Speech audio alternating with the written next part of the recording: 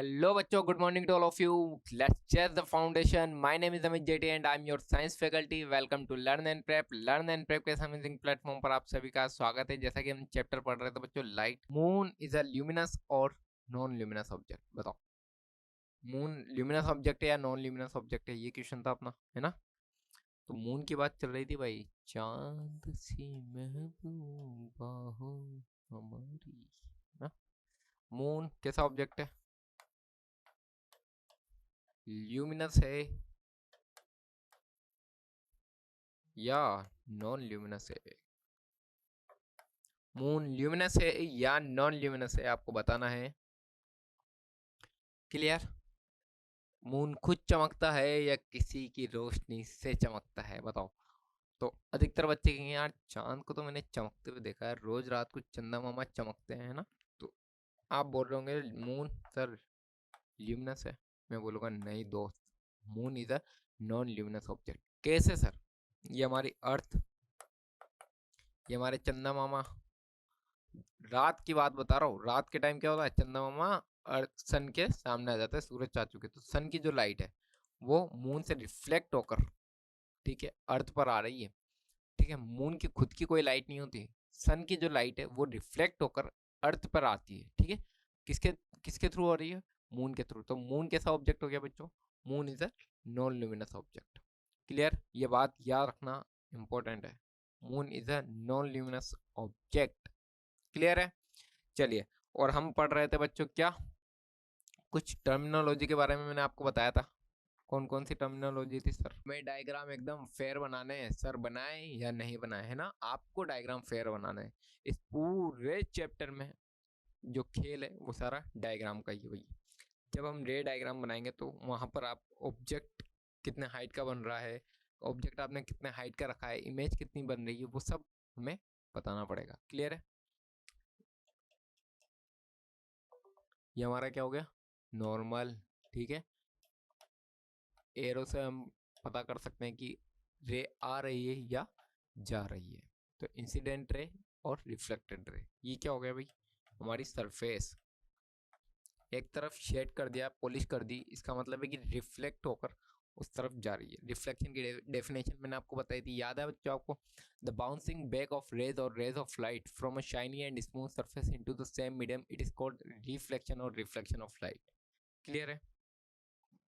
चलिए आइए, incident ray, normal, इन दोनों के बीच का एंगल क्या कहलाता है? Angle of incidence. Reflected ray and normal, इन दोनों के बीच का एंगल क्या कहलाता है? Angle of reflection.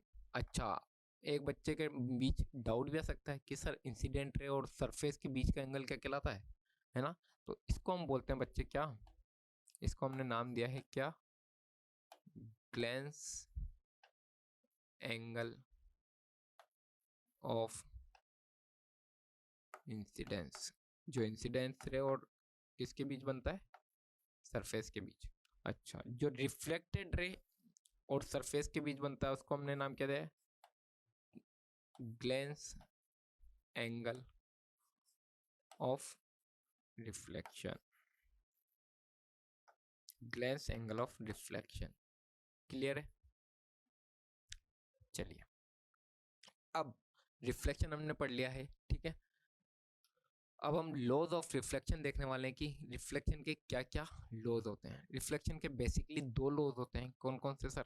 एक तो angle of incidence is always equal to the angle of reflection. जो एंगल ऑफ इंसिडेंस है, the angle made by the incident ray with respect to the normal, it is equal to the angle made by the reflected ray with respect to the normal. Okay, जो angle है incidence रे, जो angle है reflected ray, दोनों का जो angle है वो हमेशा इक्वल होता है। ये लॉज ऑफ रिफ्लेक्शन का फर्स्ट लॉ कहलाता है। ठीक है, the angle of incidence is equal to the angle of reflection, ये फर्स्ट लॉ है।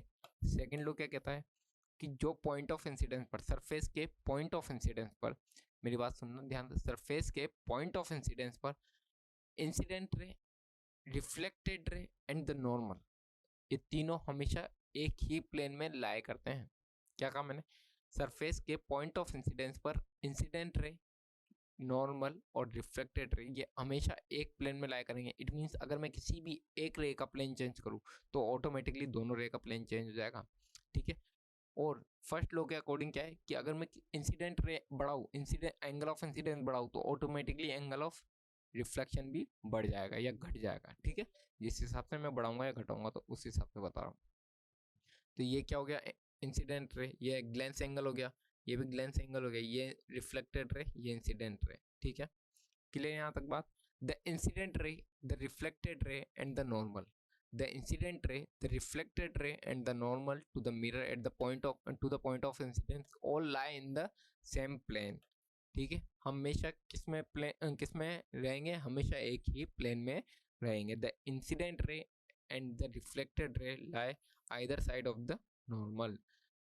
इधर ये वाली बात भी याद रखना बच्चों कि जैसे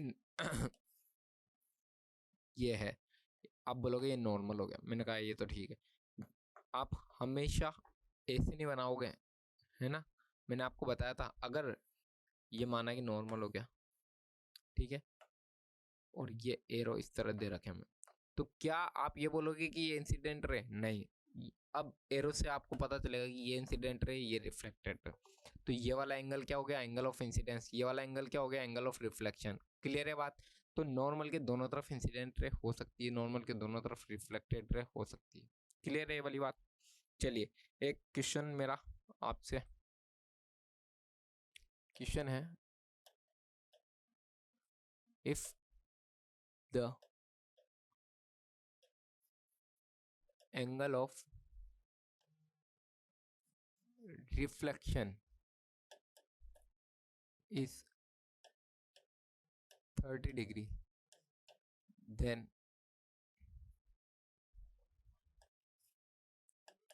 find the glance angle of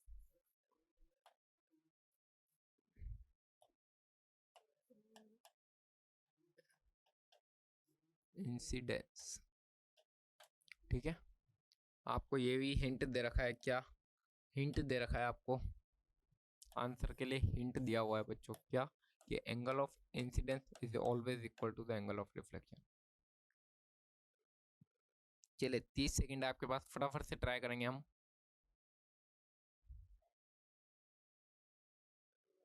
30 second आपके पास, फटाफट से ट्राई करेंगे बच्चों।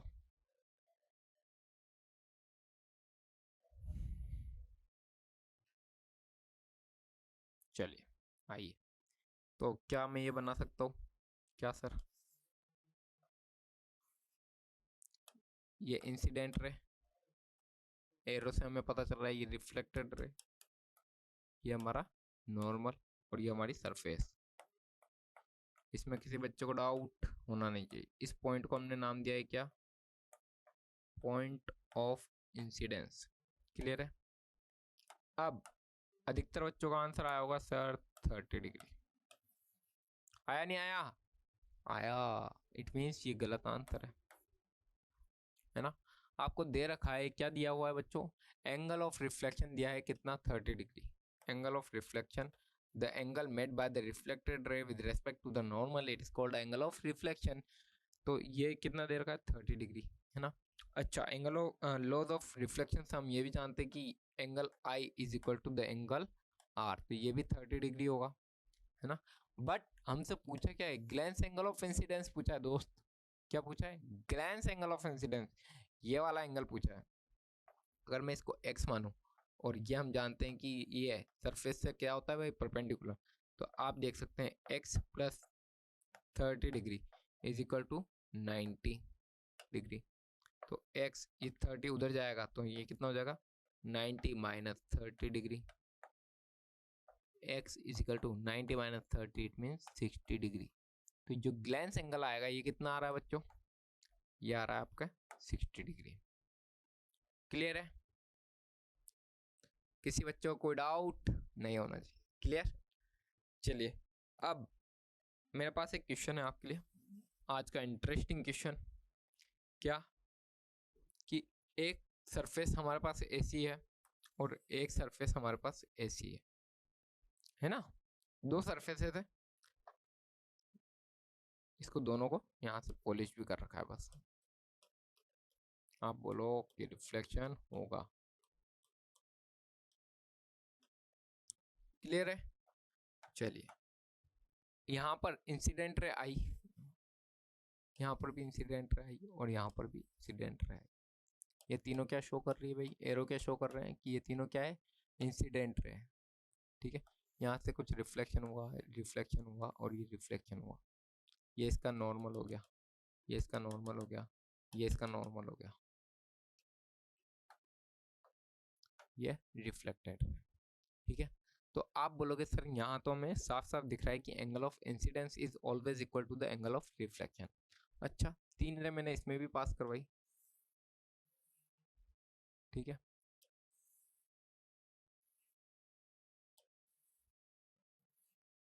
ये लो,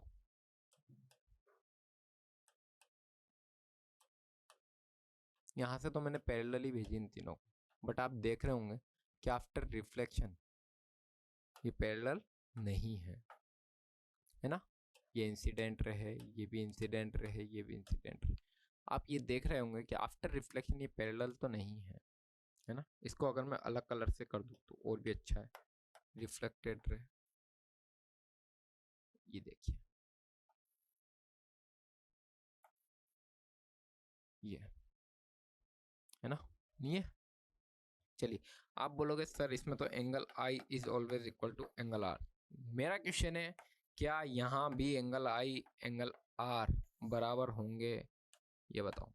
angle of incidence is always equal to the angle of reflection, क्या इरेगुलर सरफेस में भी बराबर होंगे? इसको हम क्या बोलते हैं बच्चों? रेगुलर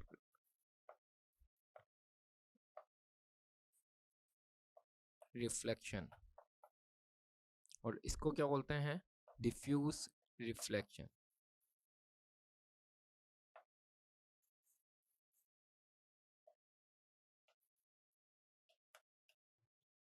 क्लियर है? चलिए, ये क्वेश्चन आपके लिए क्या डिफ्यूज रिफ्लेक्शन में भी जो लॉज ऑफ रिफ्लेक्शन है वो फॉलो करेंगे या नहीं करेंगे? ओके, चलिए, चलिए तो फिर मिलेंगे। To get the full course log in to our website learnandprep.com। और अधिक जानकारी के लिए आप हमारे टेलीग्राम पेज से भी जुड़ सकते हैं, जिसका लिंक आपको डिस्क्रिप्शन बॉक्स में मिल जाएगा। Okay, thank you from my side for this particular video. Thank you.